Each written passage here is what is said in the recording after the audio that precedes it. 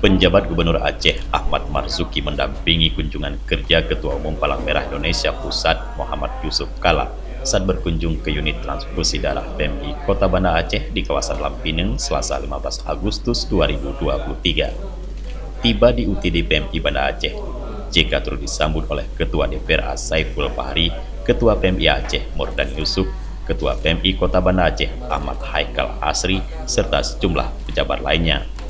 Dalam kunjungan tersebut, JK kembali mengapresiasi gerakan donor darah aparatur sipil negara di jajaran pemerintah Aceh sebagai sebuah gerakan yang sangat baik dan bermanfaat bagi masyarakat yang membutuhkan.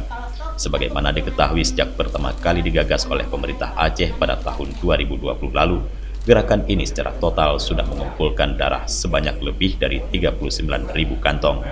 Bekerja sama dengan UTD PMI Kota Banda Aceh, pemerintah Aceh telah membuat jadwal rutin donor darah ASN pemerintah Aceh di seluruh satuan kerja perangkat Aceh. Setiap 60 hari, petugas PMI akan berkunjung ke SKPA yang mendapatkan giliran donor darah. Usai meninjau lokasi donor darah serta LAB, JK bersama Gubernur Aceh dan penjabat lainnya sempat berdiskusi dan membicarakan terkait kerja-kerja PMK di ruang kerja Ketua PMI Banda Aceh. Sebagaimana diketahui, kunjungan Wakil Presiden RI periode 2004-2009 dan periode 2014-2019 ke Aceh ini adalah untuk memenuhi undangan pemerintah Aceh pada peringatan 18 tahun Hari Damai Aceh yang dipusatkan di Taman Sultanah Safiatuddin di kawasan Lamprit, Banda Aceh. Dari Banda Aceh, Tim Liputan Aceh TV melaporkan.